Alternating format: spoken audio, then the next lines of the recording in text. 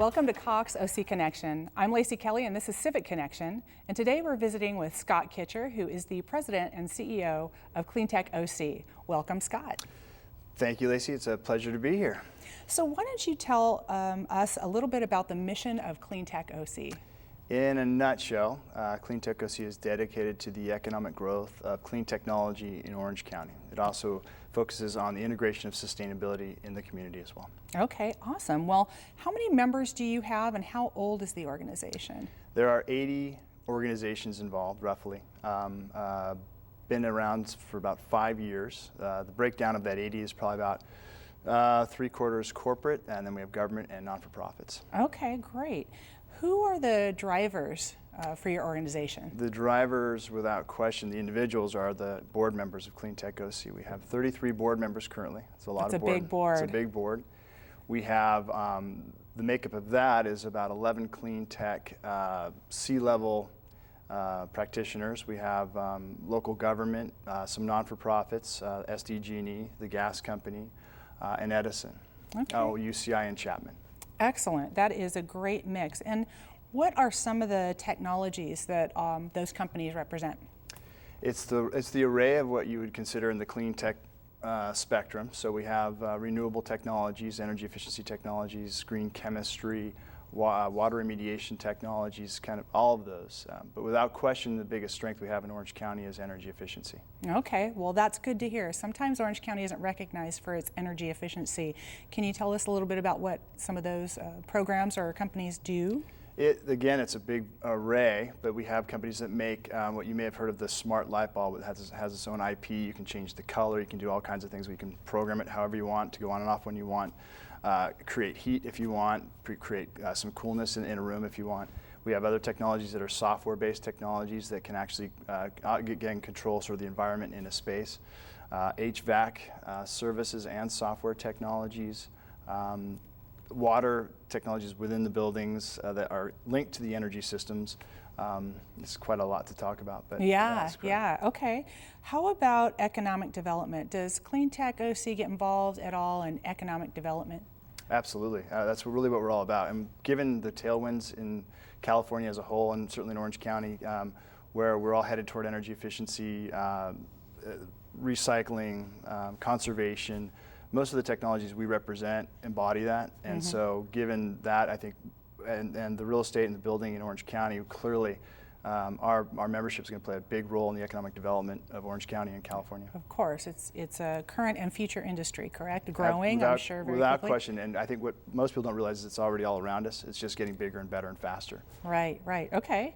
So you have a sustainability platform and actually an organization, related organization, that's the Sustainability Council. Can you describe that for us? I'd love to. So about 2 years ago, CleanTech OC started what was called the CSO Roundtable, Corporate Sustainability Officer Roundtable. And when I became the president of CleanTech OC about 1.5 years ago, I thought that there's a lot more potential that this organization has, that this roundtable has. So I sort of put feelers out within that organization asking whether there would be an interest in kind of enhancing what we're already doing for the community in terms of sustainability.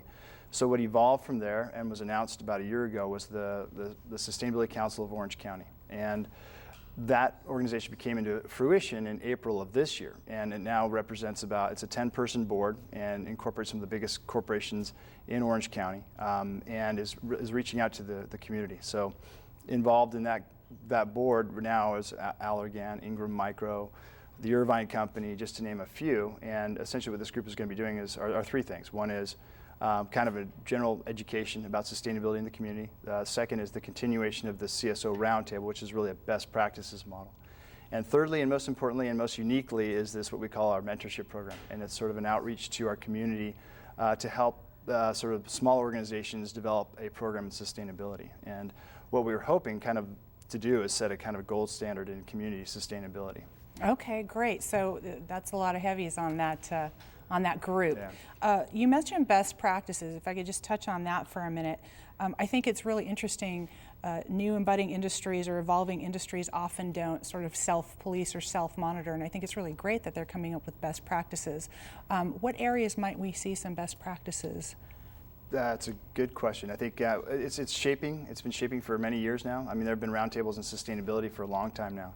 sustainability has really become the buzzword that most people know just in the last probably 2 years. We talked about this in the past, but ultimately it's in every aspect of sustainability. So there's a lot of issues. When people think of sustainability, they think of energy efficiency for the most part, but sustainability includes human capital, how best to make sure your human capital is efficient and functioning well, and that's incentivizing, and that's making sure they're healthy and happy. The other one is just general recycling. There are supply chain issues that are becoming more and more complex in terms of how that's evaluated. Okay. So best practices are quite deep and very metrical in orientation, and data is a big issue in terms of how you go forward and actually determine whether you are obtaining those best practices. Okay, so in terms of how it impacts the county, I imagine there's some economic impact, there's probably some financial savings. Are there any other impacts? Well, those, you've hit on the two big ones for sure, but ultimately what we will see is just a more efficient community. And I think that we have various local governments, as I mentioned, involved with this, including at the county level and the operations, who are looking very closely at what we're doing in terms of what we call the triple bottom line in sustainability, and how that can affect all of the various different aspects of what they're doing as a county.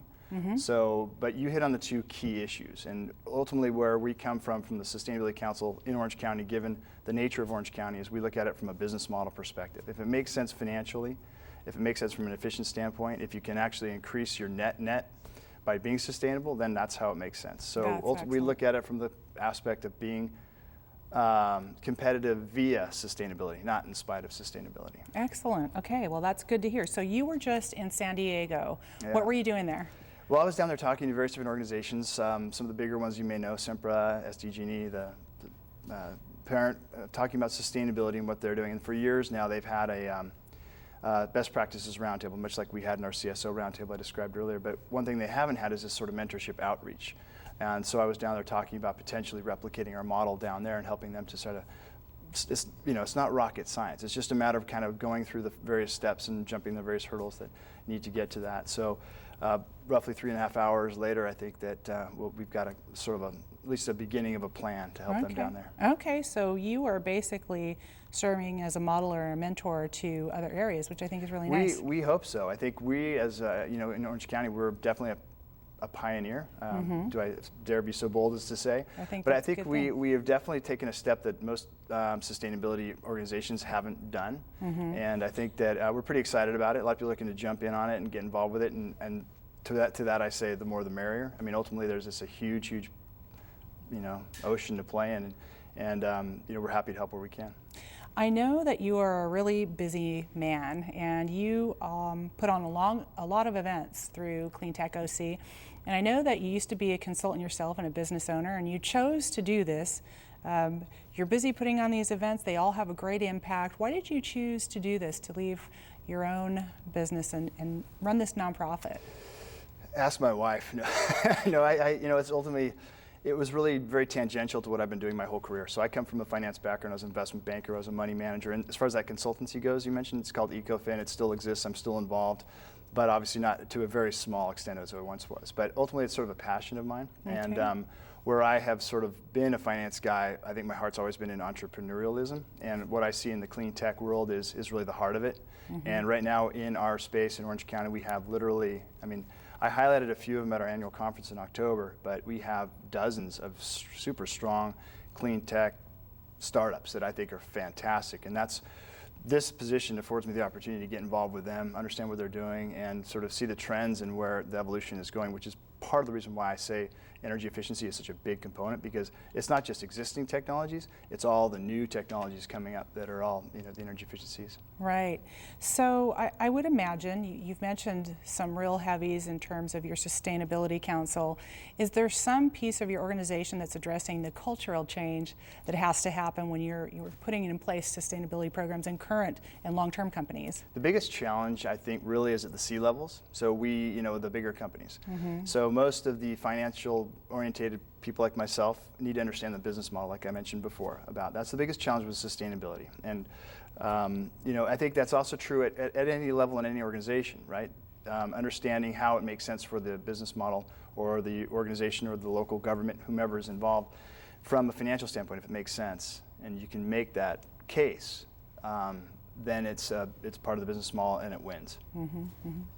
How is the public connected to your organization, or are they? I know Hero recently joined your organization. I don't know if they're unique, but they do have a program that is for the public. Are there others? And if the public wanted to engage with the organization, how might they do that? There aren't that many, to be honest with you. I think one of the biggest challenges we face as an organization really has been bringing the public into our organization and letting them understand what we're doing.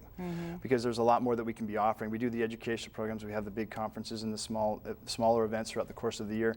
But one of the challenges is getting that word out. So Renovate America, Hero program has been involved now just fairly recently, but I'm very happy to have them here. Yeah. So as we integrate more with local communities, local governments, we hope that will change, because I think we can offer just the individual homeowner a lot of good advice about owning solar.